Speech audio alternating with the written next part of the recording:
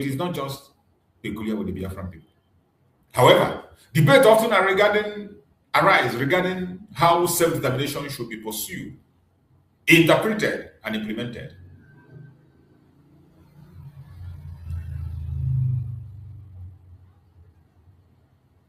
Supporters generally argue that communities should have meaningful opportunity to express political aspirations. That's what you're saying. Allow the people to decide their fate. Allow the people to run their life.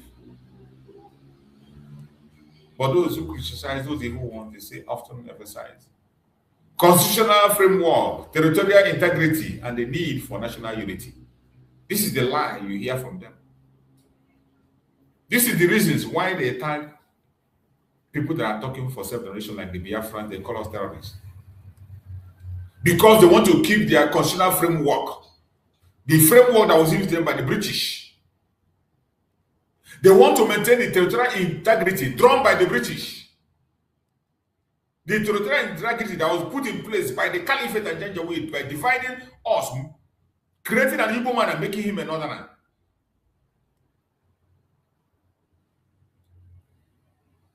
They come and preach their fake unity that never exists and will never exist. Unity that never exists. That is why when we talk about self-determination, I get angry because of these useless things that never exist and will never have in Nigeria.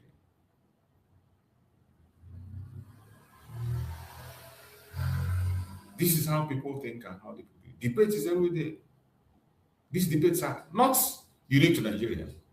They have occurred in Europe, Asia, Africa, and America. The key challenge is balancing competing principles in a peaceful and lawful manner. But will Nigeria balance? No, they will not. The role of media and narratives. Mazi Nnamdi Kanu have been crying about the media. You know that the media is the hand of Yorubas. So when we talk about the media, we talk about the Yorubas, the Yoruba media. Pushing narrative that doesn't make sense. Creating narrative among the people to drive an agenda. The same way they painted us evil through their narrative. The same way they tagged us Igbo coup through their narrative. The same way they tagged us aggressor through narrative. The same way they are still trying today to use their media, documentary, to preach lies and make us the aggressor instead of the oppressed. In today's world, information travels faster than ever before. A single story can reach millions within hours. A single headline can influence perceptions. A single video can shape public opinion. Because of this reality, many political actors seek to influence narrative. You see why the media is important. You see why you should forget about propaganda, blackmail, and saga and speak the right word. The social media you are seeing is very powerful. And this is what they use to change narrative, to turn public opinion against you or for you. People can use the media to turn public opinion against you or for you. That is why every one of us must be visible in media. Government attempt to present their perspectives. Opposition group attempt to present theirs. Activists, commentators, journalists, ordinary citizens all participate in this process. As we are doing today. The result is often a battle over interpretation rather than facts alone. People interpret different in different ways. They cunningly continue to, and Nigeria is very good at that, changing narratives at all times. If not for the Biafrans, if not for our effect on the social media every day, they would have smoked us. One side may describe an event as a security issue. Another side describe the same event as a human rights issue. One side may emphasize stability. Another side may emphasize justice. Understanding this competing narrative requires careful analysis and critical thinking.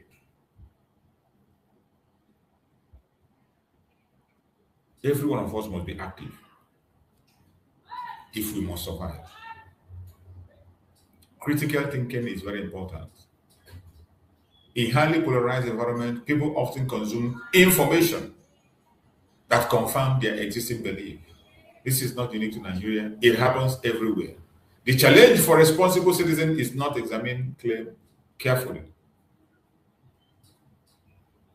The challenge for responsible citizens is to examine claim carefully. Before ever you act, examine claim carefully. Ask questions, verify information, consider multiple perspectives. Distinguish between evidence and speculation. Distinguish between fact and assumption. Distinguish between reporting and opinion. These are the things we don't do. Most of us are just acting on emotions. And that is why we are easily swayed. A healthy society depends on informed citizens capable of evaluating competing claims. We must continue to discuss. We must continue to speak. Looking ahead, many questions remain unanswered. How will the legal process continue to unfold? Legal process of Mazi Nnamdi Kanu. People are already speculating, creating that Nigerian government is just indirectly creating narrative with people. But I urge Biafrans to be very careful. Don't join them. Ignore that they are nonsense and let it die a natural death. Don't talk about it. They are so-called counter appeal. They can counter appeal as far as I can. Are you surprised at that? They can counter it. That doesn't change anything. How will public opinion evolve? How will future generation interpret these events? Will dialogue become more prominent? Will new political solution emerge? Will constitutional reform be discussed? Will grievances be addressed in a way that satisfies different stakeholders? No one can answer this question with certainty. What is clear is that the conversation is far from over. We must continue to speak, talk, wherever you are. I want us to listen to this video made by one guy that always speaks. He speaks always online and making sense. So I thought that he made a lot of sense in this video. So I want us to listen to this video. These are the kind of line of thought we're supposed to be giving, kind of video we're supposed to be looking into. This is what we are supposed to be making going viral, not the decision of maybe counter appeal or no counter appeal. That is arrant nonsense. Paying attention to that counter appeal is not helpful to anybody. It's not helpful to anybody. Mazi Nnamdi Kanu did not commit any crime. That's the most important thing. He didn't commit any crime. So we should focus on pressure, maintaining pressure against the zoological republic. That is the most important thing. Realities happening at the moment. All I keep wondering lately is, why did the Nigerian government imprison Mazi Nnamdi Kanu? Sincerely speaking, Allah between God and man. Because let's look at it. All he has said is coming to pass now. We are seeing it. Everybody, why is seeing it? When you talk of Janjaweed, when we don't know Janjaweed, when people don't know Janjaweed, you are now seeing Janjaweed. Janjaweed stronger than the government at the moment, as they are portraying. So going by it, let's go by it now, by what has happened. Okay? The fact is, two things, two basic things. Google it, Google and search. Check all other reference, check and search. He complained of two things. One, marginalization of the Igbos. One. And secondly, the infiltration of headers into Nigeria that he refers and terms as Janjaweed, Fulani Janjaweed, in his own words. That is how he has termed it. Marginalization now. We're still talking about marginalization now. That is why when you go to the north now, it's very hard for you to sell Peter Obi, despite the fact that I'm not of that political affinity or whatever I believe is bringing about change or whatever. But the fact is, you can't sell Obi in the north now because there's a narrative that has been passed decades after decades in regards who an Igbo man is. And that is exactly happening till today.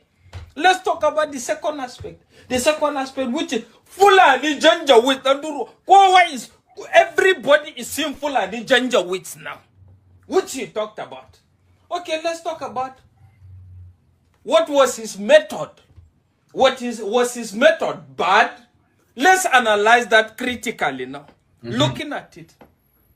The whole concept started with a peaceful protest. Peaceful protest. Until Buhari decided to launch Operation Python Dance. Check it if I'm lying. Peaceful protest. Nobody was attacked. Until the government of Buhari decided to now approach it irrationally. And as a result of that, still what can they use to hold against him? Was in regards when he got a call in regards how the police and the army were intimidating them. And he said they should fire back at them too. So, sincerely speaking, in my own concept, I don't know how that can be termed as terrorism. But at the end of the day, this is what it has turned out to be.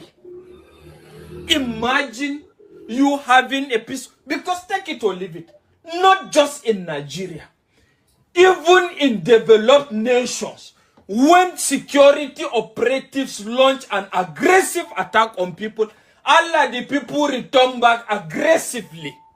Definitely. So what is wrong in telling your people to return back aggressively? And if you are saying you should go and seek court intervention in regards that, what do you expect when the government that is supposed to respect your peaceful protest is the one now that is launching operation? I hope those pythons are dancing in his grave and durungwa. Allah. I'm telling you. Because there would have been a better way to settle this or whatever through negotiation and other means. But that was not done. And this is the same government that is finding it very difficult to launch Operation Monkey or Operation Lion in regards the real perpetrators of this illegality and evil. And let's look at it. While the fact is, what are the other methods? We're going to talk about everything here concisely so that people will apportion blame. The next thing now is a sit-at-home order was initiated. A sit-at-home order that as a result of that, a lot of people's rights were violated. Right? Which is of a truth. And a lot of lives were lost as a result of that. But how did you use that now to tie to him because he created Eastern security networks without you actually having a person that you have brought now to say it's as a result of Eastern security network that this man have created, that he told us that when people come out now that we should finish them or we should unalive them. You could not tie that. But at the end of the day, you beat around the bush. You beat around the bush. The fact is, was the method actually devoid of fault? The method was not absolutely devoid of fault. But can the fault now be tantamount to terrorism and treason? That's the question. That is the question. I wonder what the lawyers are. But the fact is, what do you expect, sir, the lawyers to tell a government? To tell a government, sponsors of this radicality and animality that will make sense to them. Nothing. The idiots now have incarcerated them, and the fools are still battling with trying to address this. And the last time I checked, I don't see these monkeys actually addressing this issue. Allah, they will never Because let's tell ourselves the truth. For Nigeria to change, Allah will require a president that when he comes in, will first of all say, it's either my life or a better nation. But the last time I checked, these monkeys are not actually interested. Their life is not even in question. But the fact is, how do we survive? And how do people keep talking about us? That we were one time president in this country.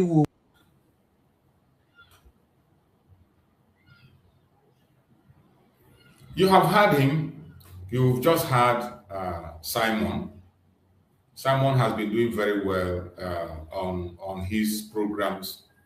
And this kind of message is what is needed now. You know, in the midst of the reality now is not narrating Wazirike idiocy.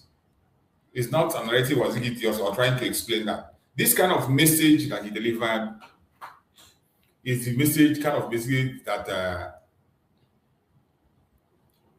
that is supposed to be delivered now, not like what we are seeing.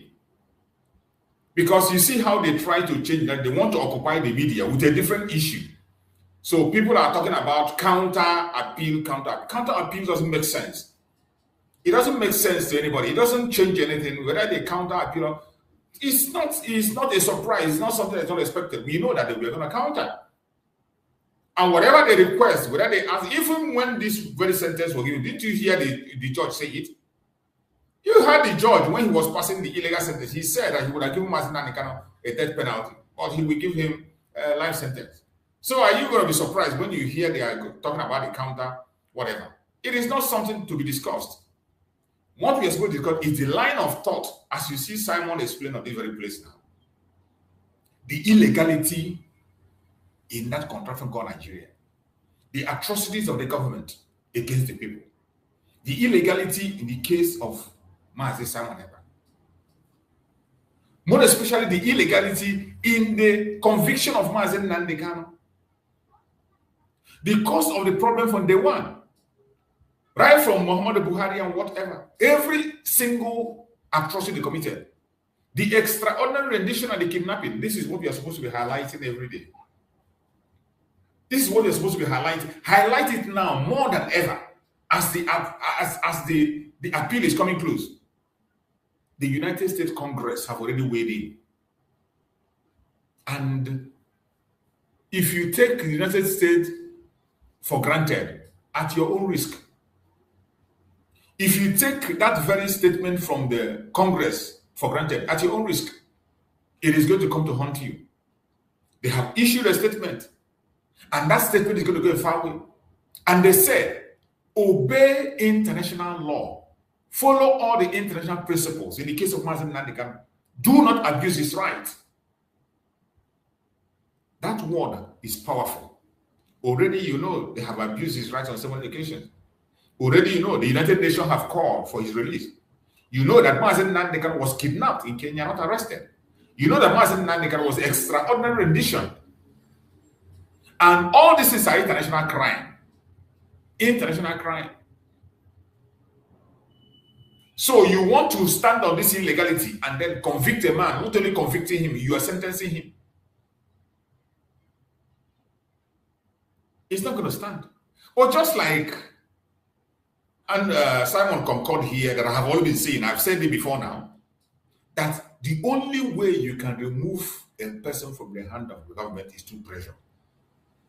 The only way to remove a political prisoner from the hand of the government is through political pressure. We continue to mount the pressure. International pressure, local pressure. That is the only thing that will change the narrative. If you want to go to the court, they own the court, they own the lawyers, they own the judges. They can amend the constitution because just to make sure they take your life. The government can decide to amend constitution, they can do anything. So the only way to confront them is public opinion. Pursue public opinion to the favor of your candidate, and again, local and international pressure. Today you can see public opinion today is in the side of Mazi Nnamdi Kanu. And that is why you see they brought that counter appeal out. Because when you go to the internet today, many of the programs that are being posted today is about Mazi Nnamdi Kanu's speech. Confirmation of everything he said. You know, when they were sentenced, they only went to the media and picked only a particular video where he called the people to defend themselves during the NSAS. That was what they played. But today, go to social media. Social media is flooded with messages of Mazi Nnamdi Kanu that have come to pass in ABC, the way he said it. The Oyo invasion, the Kwara invasion, the Yoruba land invasion, the attack by the Janjaweed, the Fulani terrorists. Everything he spoke about them that activated this hatred, the Python dance, and the case he's facing today. The videos are everywhere. The same message he was preaching in the UK, that they termed him as an instigator, is everywhere. And people have now begun to realize the truth. Many people today are apologizing to him. Many people today are apologizing. They say they didn't know. They didn't get the detail of the message. Today, people understand better than before. So this is what we are supposed to be pushing out there. We are supposed to be pushing it out and make a headline. Ignore their appeal. Ignore it completely. The nonsense they are talking about appeal. Ignore it. It can't change anything. All they are trying to is to draw attention, to change the narrative so that the public discourse will shift from what it is. The public discourse today, the perspectives of the people today is that Mazi Nnamdi Kanu is innocent and has to be freed. That is the question everyone is asking. Why is this man still in detention? A man that made these revelations. A man that spoke about these matters that happened today. Why are you detaining him? That is the question that everyone is asking. Why are you still holding the supreme leader of IPOB in detention? And the government cannot be able to hold it. They can't comprehend it. They go to work and they begin to paint different pictures. They begin to use their normal abracadabra to paint different pictures. But no matter how they do it, the truth remains. Every single thing Mazi Nnamdi Kanu has spoken about is coming to the outside. It's no longer a secret. It is no longer a secret. Everything he spoke, everything he predicted, they are all happening just the way he said it. They are happening just the way he said it. It is happening. You cannot wish it away. You cannot ignore it. No matter how you try, it will continue to pop out, continue to haunt you. And that is why they are crazy. They are crazy, crazy, crazy, and they want to change the narrative by all means necessary. But not why we are here. Not why we are here. That is why we are on media. That is why you are there watching. That is why I'm here. We must continue to push our own program outside. Share this program to your platform. Share it to family. Share on X. Let people hear and know the actual situation, and what we have to focus on is the illegality of the case of Mazi Nnamdi Kanu. What brought about the case in the first place? What crime did he commit? Mazi Nnamdi Kanu was asking for self-determination of his own people. And he was doing it in a very genuine and democratic way. He was only calling for a referendum. That is all. It was not violence. He never used any weapon. Nobody was killed. A peaceful demand of a referendum. That was what Mazi Nnamdi Kanu was doing. Until Nigerian government unleashed mayhem, they brought python dance and they killed thousands of Biafrans. He took the life of thousands of Biafrans. And then Biafrans began to protect themselves. They kidnapped Mazi Nnamdi Kanu. Mazi Samareko came in play. Only to defend his people. He did not commit any crime. Mazi Samareko Njoko only defend. The message he was preaching was defend yourself. The same message everybody is preaching. That is what Mazi Samareko preached. calling people to defend themselves. There was no crime he committed. The only thing Mazi Nnamdi was saying, defend yourself. He was telling Biafrans to make sure they do not ignore their right to self-defense. That was his message. He told the Biafrans, do not ignore your right for self-defense. Defend yourself because nobody's going to defend you. And the same thing he said, that is what many people are saying today. The same thing he said, that is what many people are saying. Governors are saying it. Ministers are saying it. Many departments of the government are saying it. The same message. But simply because Mazi Nnamdi is a Biafra, he preached it and he's supporting Biafra. They tag him a different thing. They call him names. They blackmail him. They join the Janjaweed to blackmail him. And they went ahead to bribe the Finnish authorities with their economy. And they sold out our beloved leader, Mazi Nnamdi. And they think maybe by doing that it's going to stop us. It will never stop us. Mazi Nnamdi, as you all know,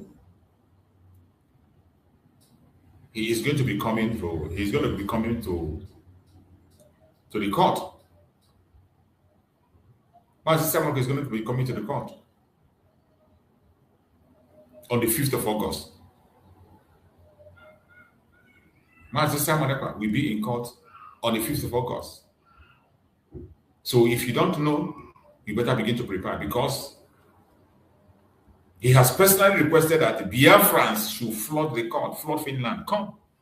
The same way you attended the convention, that is the same way. The same population we had in the convention should be in Finland to cheer him up in that case. The same way we supported Mazi Nnamdi Kanu. The same thing we did to our supreme leader, Mazi Nnamdi Kanu, is what is requested to be done for Mazi Nnamdi.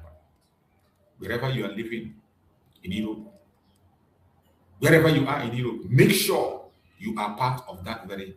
It's going to start. The case is going to start on the 5th up until 21st. But before then, there will be a protest in Finland that's going to start on the 4th till 7th. That protest, Biafrans are encouraged to show up in that protest.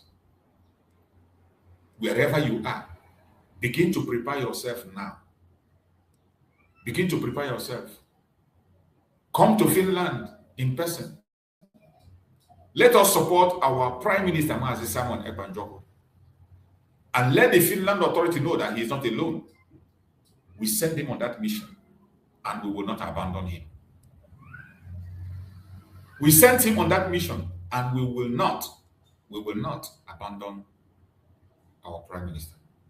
We will never abandon him. So people should be there. The flyers are out on different angles. Protests starting on the 4th in Finland. So Biafrans are encouraged to come to Finland.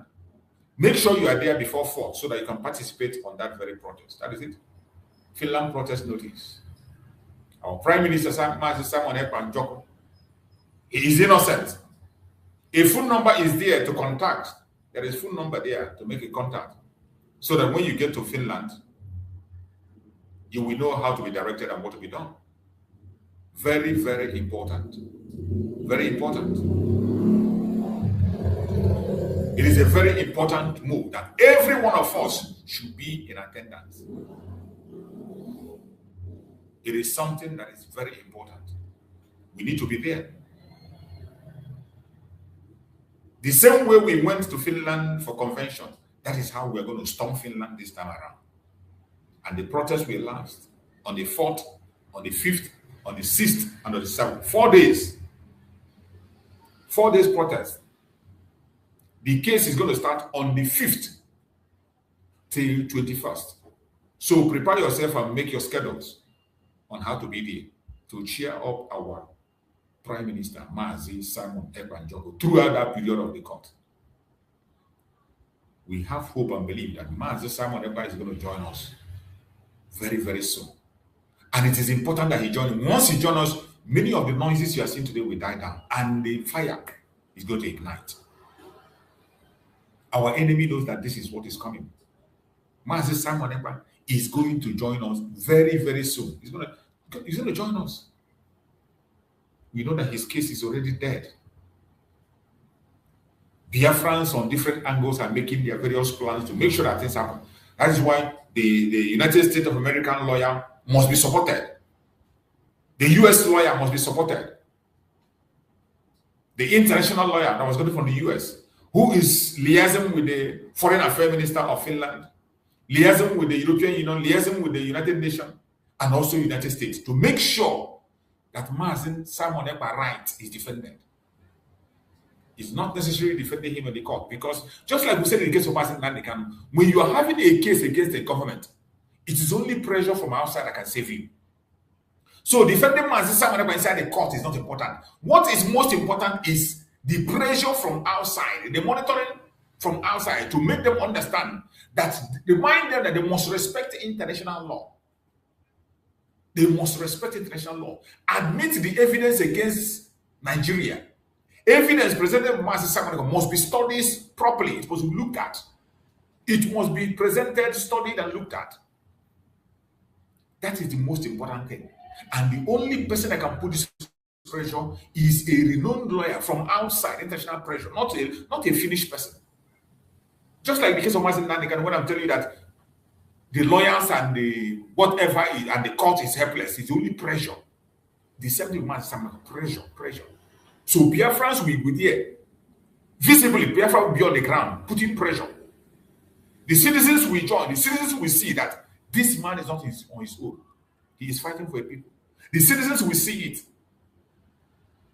The citizens will witness it. They will witness the pressure. Then an international lawyer will put in pressure, which he has started already writing letters. And I bet you it will never be business as usual. It will never, ever be business as usual. Our Prime Minister, Mazi Simon Ekpa, is going to regain his freedom very, very soon. And no amount of lie or propaganda is going to stop him from coming out. So, my fellow Biafrans, wherever you are, you must stay strong. You must continue to respect the civil disobedience. Keep the memory of the sit-at-home alive. No matter what happened, keep that memory alive. It is very, very important. Very, very important. We must keep the memory alive. No matter what happens, even if it's 1, 2, 3, 4 people, nobody is forcing you. Within your heart, you know it is worth doing. Do it, and Chukwu will bless you. So before we round up, we are going to go on the media to get on the media updates that we have. We will look into the media updates, and then we can be able to be reaching to a conclusion. Follow for God, them say Tinubu don't follow for God. Tinubu don't follow for God. He want to take it, that's the top of our head. Senate house fall and the criminals, country military fall and the terrorists, injustice, on motor shop forget law for inside God. Changaro Republic at the government. Abubakar Malami don't fall for God. Him and EFCC put leg for shit. Them say Sheikh Kukumi don't fall for